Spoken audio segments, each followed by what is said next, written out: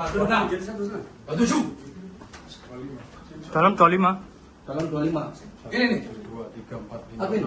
Penggerebekan pesta sesama jenis di sebuah hotel di Surabaya pada Minggu dini hari, 19 Oktober 2025, telah menggegerkan publik. Polisi mengamankan puluhan pria dalam operasi tersebut. Kejadian ini bermula dari laporan masyarakat mengenai aktivitas mencurigakan di lokasi. Proses penyidikan, di mana dalam proses penyidikan ini kita bagi menjadi 4 klaster. Klaster pertama adalah pendana atau pemodal, kemudian terdiri dari 1 orang. Klaster kedua adalah admin utama, yang mana mereka yang membuat flyer dan membuat grup WA untuk mengundang para peserta. Kemudian klaster kedua adalah admin pembantu, di mana tugasnya adalah membantu admin utama, baik turut serta ikut menyebarkan melalui media sosial, salah satunya Twitter, juga melalui grup WA. Selain itu, mereka bertugas untuk menjemput para peserta, mulai dari lobi hotel sampai dengan dibawa masuk ke dalam kamar. Sebanyak 34 pria dewasa berhasil diamankan di Hotel Mitoun Surabaya, kawasan Ngagel. Setelah terbukti terlibat dalam acara terlarang, mereka kemudian ditetapkan sebagai tersangka. Yaitu kemudian klaster ketiga adalah peserta, kurang lebih sekitar 25 orang. Jadi total ada 34 yang berhasil diamankan, 1 terdiri dari pendana atau pemodal, 1 admin utama, 7 itu adalah admin pembantu, kemudian yang 25 itu sebagai peserta.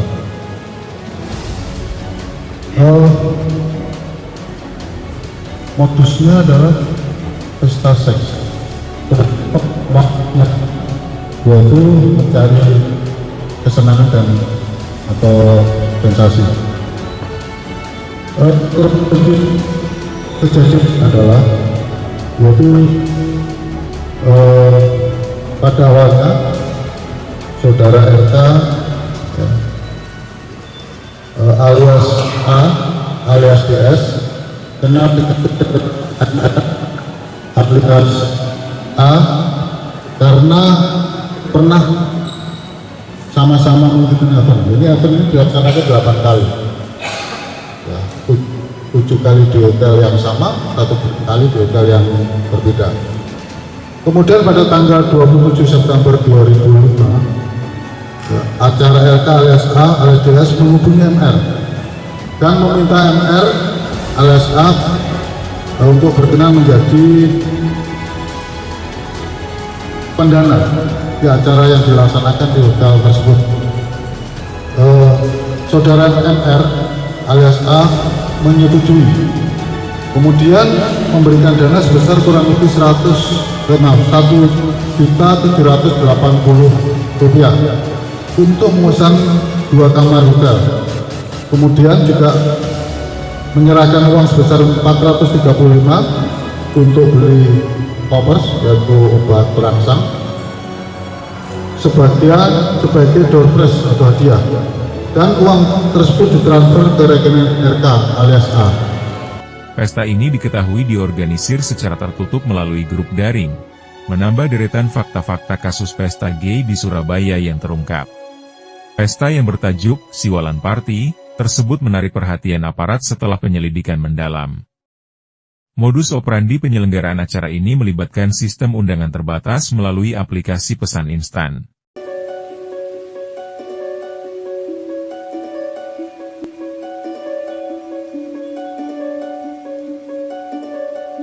Bikin botol lingkaran, di mana peserta membuat lingkaran lalu masuk Lalu musik handphone dinyalakan, kemudian peserta bergiliran membuat dan menutup botol. Setelah itu digeser ke peserta lain. Ketika musik berhenti, peserta tersebut diberi hukuman berupa melepas baju, berciuman antara peserta yang satu dengan peserta yang lainnya. Sedang game yang kedua yaitu dinamakan kissing, di mana peserta berhadapan kemudian melakukan sweet gunting batu kertas.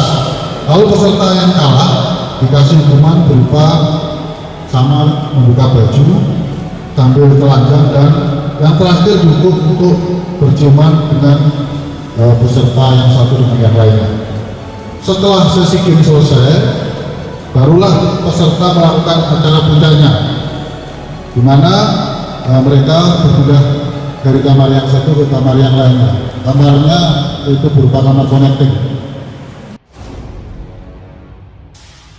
Kasus ini kini dalam penanganan serius oleh Polrestabes Surabaya. Penyelidikan mendalam mengungkap adanya klasterisasi peran di antara para tersangka. Satu orang diidentifikasi sebagai pendana utama, sementara satu lainnya berperan sebagai admin utama. 7 orang lainnya bertindak sebagai admin pembantu, dan 25 pria sisanya merupakan peserta dalam pesta tersebut. Struktur ini menunjukkan tingkat organisasi dalam kasus pesta gay di Surabaya. Awalnya polisi menerima laporan masyarakat bahwa Sabtu malam, 18 Oktober 2025, akan ada aktivitas mencurigakan di sebuah hotel berbintang. Setelah penyelidikan, aparat mendapati adanya kegiatan pesta sesama jenis yang diberi nama Siwalan Party. Pesta ini diselenggarakan secara tertutup. Yang pertama, kegiatan party seks ini gratis, jadi tidak ada pungutan biaya sepersen pun, karena sudah ada pendananya tadi. Motifnya adalah untuk sensasi dan kesenangan. Kemudian, apakah mereka melakukan hanya sekali atau beberapa kali? Dari keterangan ada yang baru melakukan pertama kali, ada yang sudah melakukan ikut kegiatan beberapa kali sampai dengan 8 kali. Tadi sudah saya jelaskan.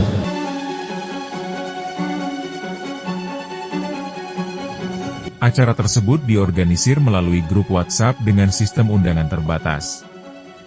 Penyelenggara utama, berinisial RK. Pelaksanaan acara dimulai dengan registrasi peserta antara pukul 18 hingga 21. 2 kamar hotel yang saling terhubung disewa khusus untuk kegiatan tersebut.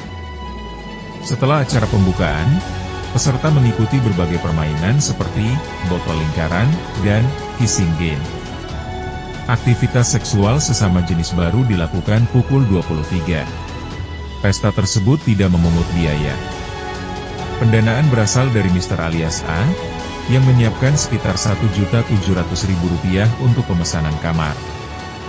Selain itu, dana sebesar Rp435.000 dialokasikan untuk membeli obat perangsang yang dijadikan sebagai hadiah. Pendanaan ini sewa 2 kamar connected yang dibuka, sehingga mereka saling menyaksikan. Jadi saat yang lain melakukan hubungan seks, yang peserta yang lain menyaksikan. Karena yang menjadi bottom hanya 6 orang, sisanya sebagai top, ya. Jadi yang kalau 15 berarti yang 9 itu sebagai top. 25 berarti yang 19 itu sebagai top. Kemudian tadi kaitannya dengan kesehatan, ini sedang dalam proses pemeriksaan. Kalau nanti mereka punya penyakit yang menular yang seperti disampaikan oleh rekan-rekan, tentunya ini juga tanggung jawab kita semua, tanggung jawab pemerintah untuk membantu mereka supaya sembuh. Ya. Memproses yang bersangkutan itu bukan hanya memberikan penghukuman, tapi bagaimana mereka bisa sadar dan kembali ke dalam kehidupan yang normal. Itu jawabannya. Ada satu lagi. Terungkap bahwa pesta terlarang ini bukanlah yang pertama kali digelar. Penyelidikan menunjukkan bahwa kegiatan serupa telah dilaksanakan sebanyak 8 kali. 7 diantaranya berlangsung di hotel yang sama di kawasan Ngagel, sementara 1 kali di hotel berbeda di pusat kota Surabaya. Para tersangka berasal dari berbagai latar belakang profesi yang cukup beragam. 22 diantaranya merupakan pekerja swasta, 6 wira swasta, 3 orang tidak bekerja, 2 mahasiswa, 1 aparatur sipil negara, 1 guru, dan 1 petani. Rentang usia antara 20 hingga 30 tahun. Mereka datang dari berbagai daerah di Jawa Timur. Mereka melakukan petasan itulah petugas datang kemudian melakukan menutup pintu kamar dan melakukan penggerbekan terhadap para pelaku. Ini perlu kami sampaikan bahwa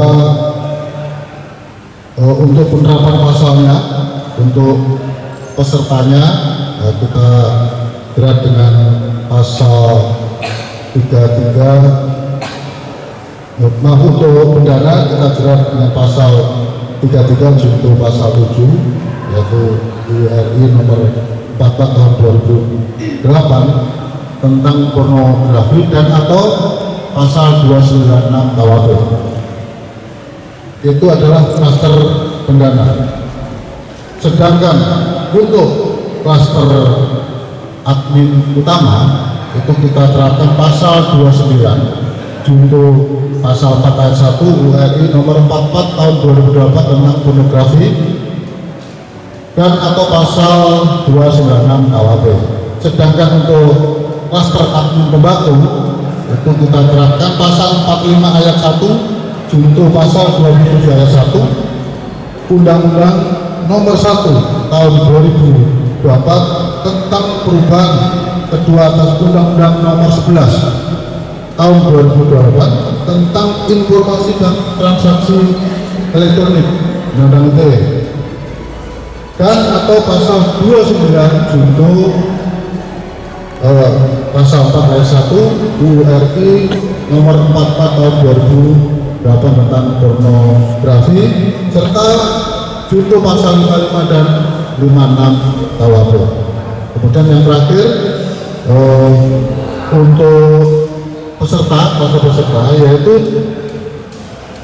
diterapkan pasal 36 URI nomor 44 tahun 2008 tentang pornografi.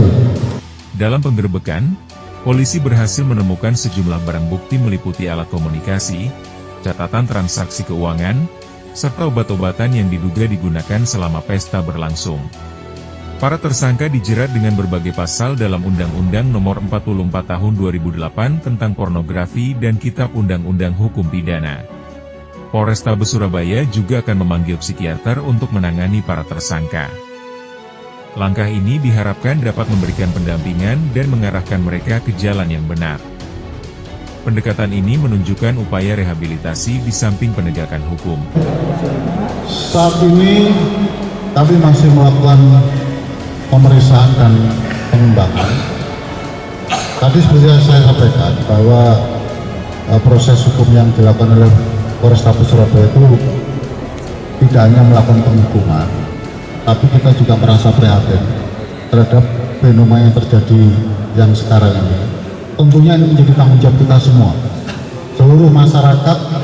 Ya, Polri tidak bisa bekerja sendiri tanpa dukungan dan bantuan masyarakat.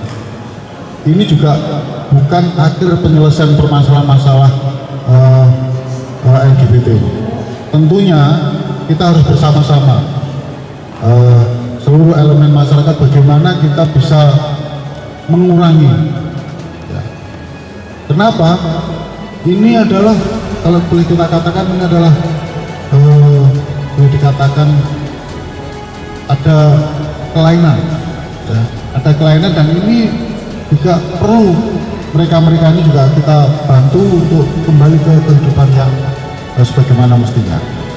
Kemarin selain kami melakukan pemeriksaan juga kita berdiskusi kenapa sih motifnya dan lain sebagainya. Nah, dari itulah kita bisa mengambil langkah-langkah. Salah satunya adalah kita akan minta bantuan psikiater dan ini juga ini bagian daripada tugas pemerintah untuk membantu mereka kembali kepada kehidupan yang normal. Kemudian apakah pendanaan mencari keuntungan? Sama sekali tidak. Ya, apakah pendanaan itu merusak? Kalau sementara yang disampaikan adalah hanya karena pengen mencari sensasi dan kesenangan bersama-sama. Mungkin itu jawabannya. Terima kasih.